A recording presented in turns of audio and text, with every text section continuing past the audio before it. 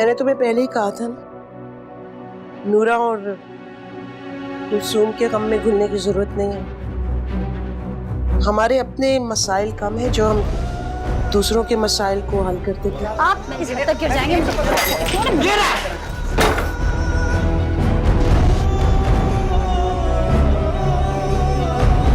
Ambulance को phone करो। पख्तू पकड़ो उसको जाके। तुम ठीक कहती हो माँ।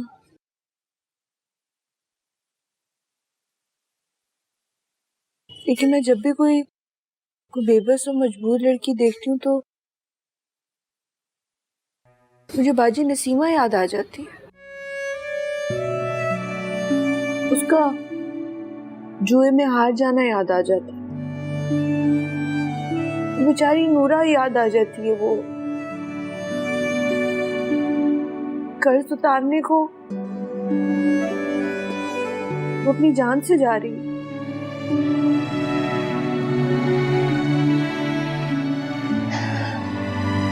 इसमें तुम्हारा कोई कसूर नहीं होता, सब किस्मतों के खेल होते हैं और हम अपनी किस्मत खुद लेकर आते। तो माँ, मैं किस्मत का लिखा बदलना चाहती हूँ। तुम्हारी इन्हीं बातों की वजह से ये दिन देखना पड़ रहा है मुझे।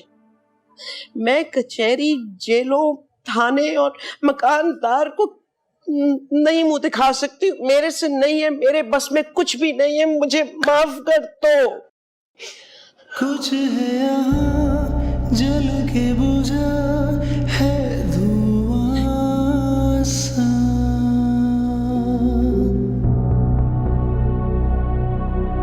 चल के रुका मैं हूँ जहाँ है कुआं सा।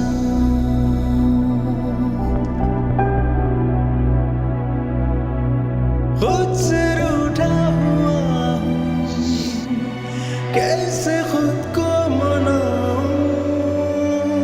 थोड़ा टूटा हुआ, रूठा हुआ दिल लेके जाऊं कहाँ।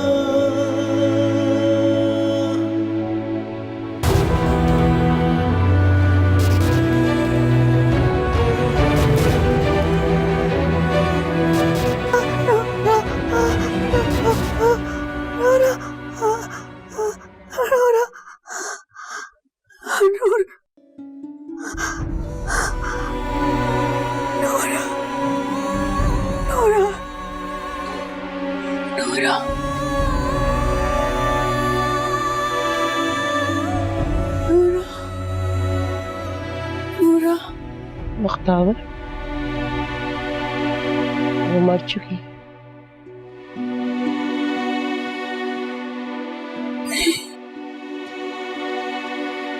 नहीं माँ, पूरा जिंदा है, मरी नहीं है। वो तकलीफ में, वो मुझे मदद के लिए बुला रही है। वो बहुत तकलीफ में है, बहुत तकलीफ में है। जिंदा है लेकिन इस काबिल नहीं है कि कुछ बोल सके, तुम्हारी बेगुनाही साबित कर सके।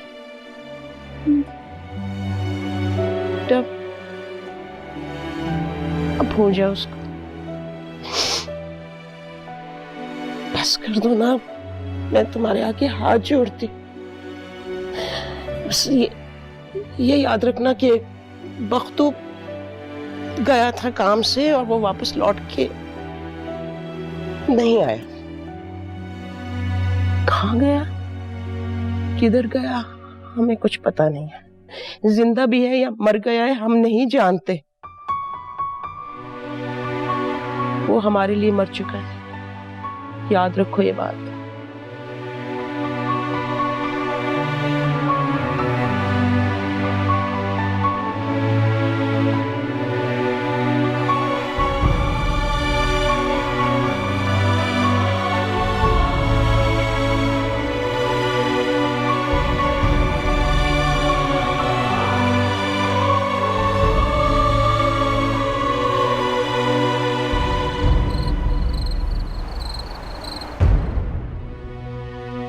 जितनी मैं कोशिश करती हूँ कि दिलावर मेरे करीब आ जाए, मेरे पास रहे, उतनी ही अपनी कोशिश में नाकाम होती हूँ।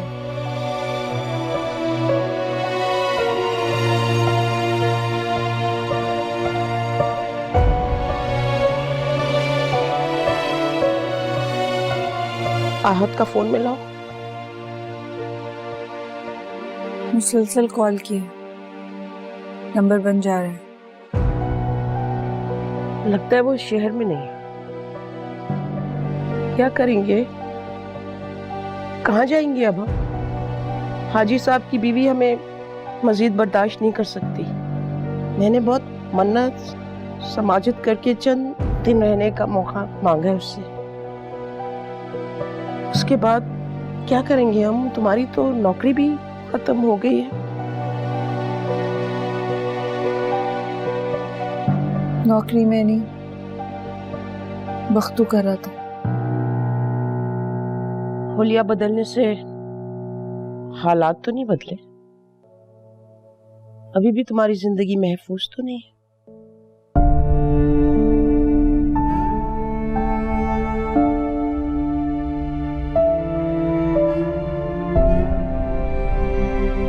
तुम ठीक कहती हो माँ, गुर्बत और मुफलिसी बहुत ही बुरी चीज है। इंसान को औरत तो क्या, मर्द को मर्द नहीं रहने देती। हर जगह मुश्किलें, हर जगह मजबूरियां।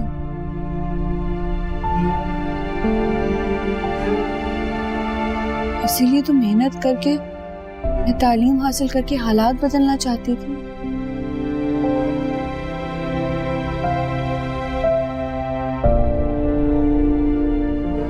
बस यही तो चाहती थी मैं, और कुछ भी तलब नहीं किया।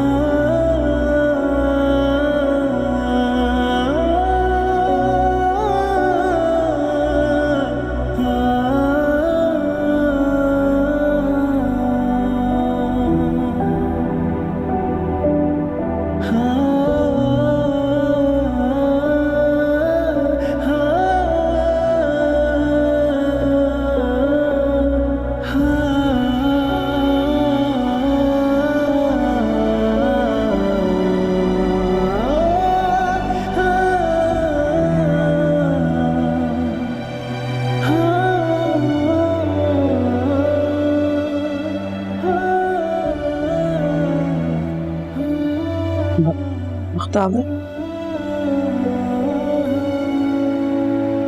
क्या हुआ बेटा? कोई परेशानी? घुटन महसूस हो रही है माँ, दिल पे बोझ महसूस हो रहा है। ऐसा लग रहा है कि अपना आप बेमानी हो, ऐसा महसूस हो रहा है।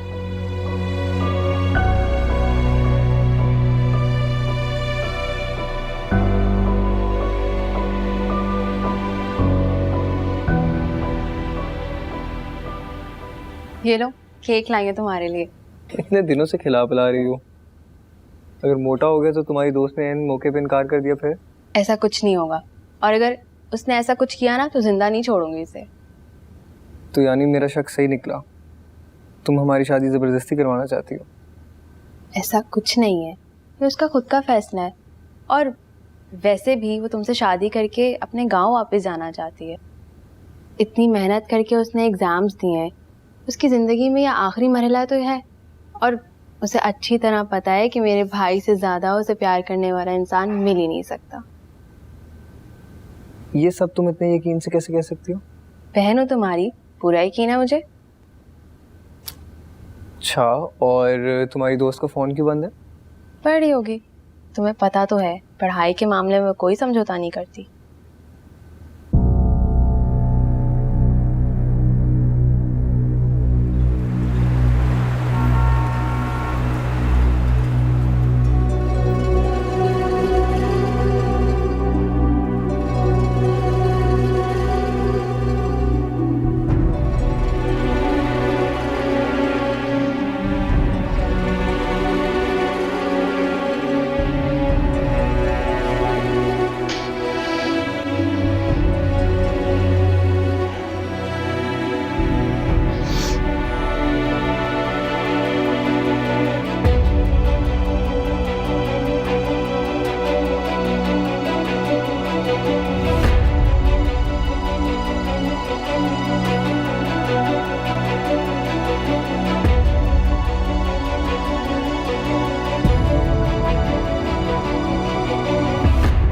मैंने फैसला कर लिया। मैं थाने जाके बताऊंगी कि असल मुजरिम कौन है। नूरा के साथ ज्यादती हुई है, उसे इंसाफ मिलना चाहिए। उसे मरता नहीं देख सकती मैं। इंसाफ? कैसा इंसाफ? कभी किसी गरीब को भी इंसाफ मिला है? इस दफा मिलेगा। नूरा बेचारी इस हालत में है कि वो किसी को कुछ नहीं बता सकती। उस वाक़े की एक चशमदीद गवाह है और वो हूं मैं। और ये बात मैं सबको बताऊंगी। क्या कहोगी?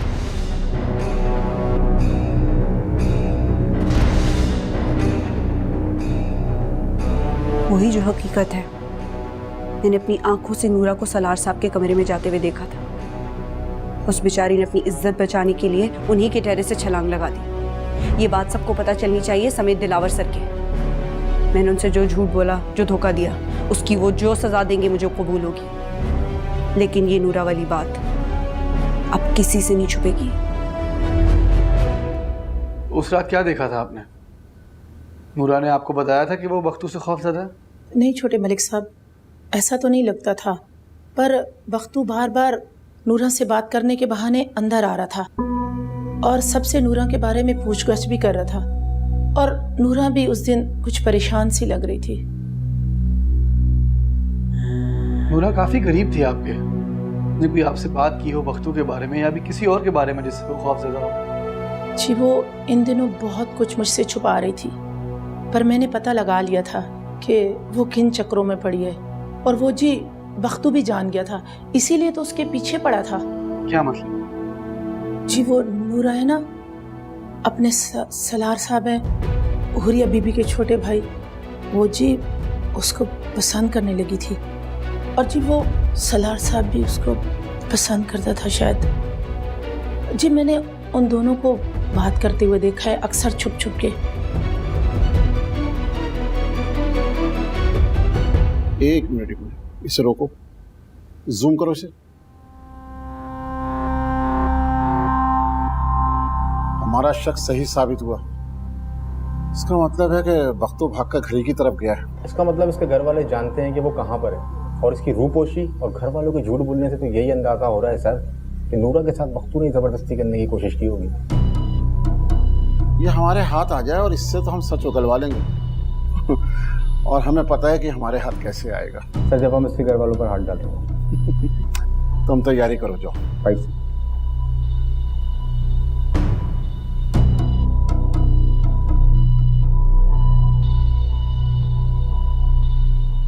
तुम पागल हो गई। तुम क्या समझती हो मलिक दिलावर सलार को पकड़वाने में तुम्हारी मदद करेगा? बहुत बड़े लोग हैं वो लोग, ऊंचे हाथ हैं उनके। अपने खानदान का नाम बचाने के लिए किसी हद तक भी जा सकते हैं वो लोग।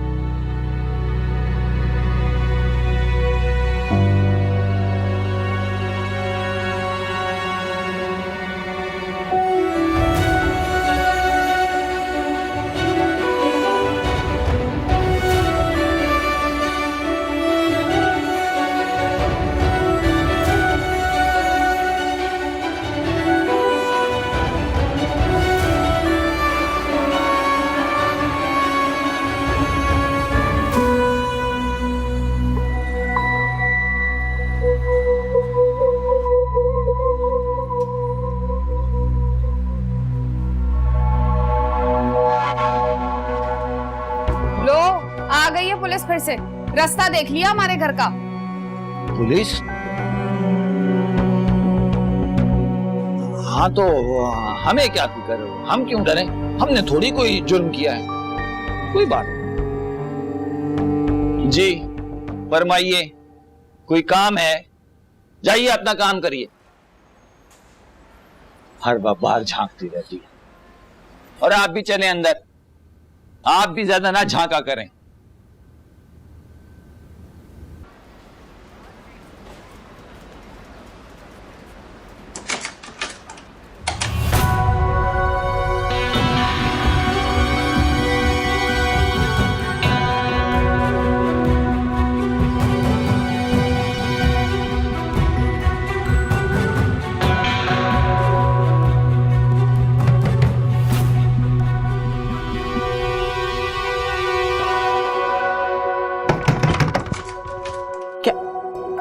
आप लोग चल लड़की को लेके अंदर से। नहीं, वहाँ मेरी बेटी है, आप लोग ऐसा नहीं कर सकते। और बीबी अभी सब पता चल जाएगा।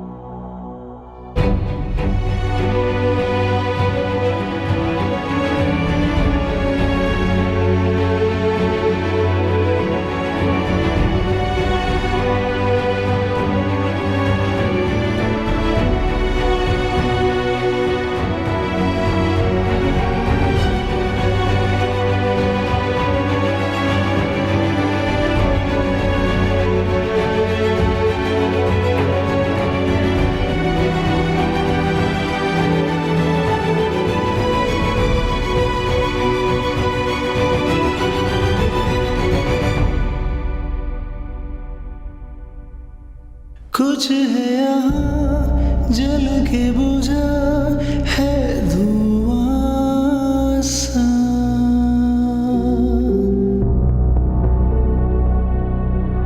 चल के रुका मैं हूँ जहाँ है कुआं सा।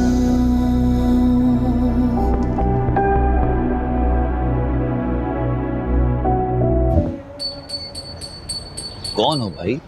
मैं खाला शरीफा का होने वाला दामाद आहद। अच्छा अच्छा अच्छा, तुम हो वो। भाई तुम्हारे ससुरालियों को तो अभी अभी पुलिस जो है वो अपना मेहमान बना के ले गई। क्यों? मेरा मतलब है मैं अभी थोड़ी देर पहले गांव से लौटा हूँ। सब खैरियत है? तुम्हारे ससुराली जहाँ होंगे वहाँ खैरियत हो सकती है। तुम्हारे साले ने कोई गुल खिलाया अपने मालकों के यहाँ, उसी वजह से वो पुलिस को मतलूब है। बस उसी की तफ्तीश के लिए ले गए हैं माँ बेटी। साला? कौन सा साला? किसका साला? भाई बख्तू तुम्हारा साला, और कौन? अव्वल नंबर का बदमाश, आवारा और लुच्चा इंसान है वो। मैं तो उस बुरी घड़ी को कोस रहा हूँ जब मैंने तरस खा के उनको ये कमरा किराए पे दिया था। लेकिन तुम तो माशाल्लाह से सुलझे हुए शरीफ इंसान लग रहे हो। तुम कहाँ फंस गए इनके चक्करों में? निकलो इनके चक्कर से, सही लोग नहीं है। मैंने तो खुद कभी आंख उठा के इनको नहीं देखा। अब किसी और लड़की के लिए देखो, मिल जाएंगे तुम्हें बहुत। ये जो थाना बनता है ना कोतवाली, इसी पे है। जाओ भाई।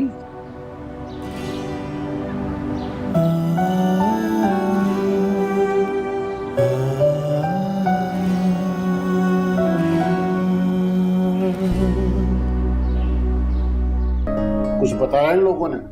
नहीं सर, शराफत की जबान कहाँ समझ में आती है यहाँ किसी को। अभी तो महज पूछगछ की है मैंने, और भी तरीके आते हैं हमें तफ्तीश के। हम बहुत शरीफ लोग हैं। ये मेरी बेटी है जिसकी बहुत जल्दी शादी होने वाली है। हमने तो कभी जिंदगी में थाने और कचहरी की शक्ल भी नहीं देखी है। हाथ जोड़ती हूँ, जाने दे। चलो बेटी। सर, मेरी माँ का इस केस से कोई ताल्लुक वास्ता नहीं। उनको परेशान मत किया जाए, उनको घर जाने दें। मैं आप लोग के साथ ताउन करूंगी। जो तफ्तीश करनी है मुझसे कीजिए। तुम्हारे बगैर नहीं जाऊंगी। हाँ, मैं कह रही हूँ ना, कुछ नहीं होगा। ये बख्तू के बारे में जानना चाहते हैं। आपको जो सवाल करने हैं मुझसे कीजिए। फिर बताओ, कहाँ है तुम्हारा भाई? वो घर पे नहीं है। उसको मैंने बहुत पहले घर से निकाल दिया।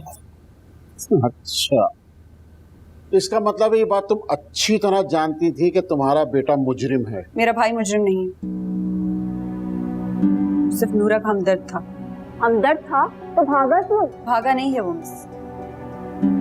जब उसने कुछ किया ही नहीं तो भागने या छुपने का कोई सवाल पैदा नहीं होता। ज्यादा होशियार बनने की जरूरत नहीं है बीबी। जितना पूछा जाए सिर्फ उस बात का जवाब दो।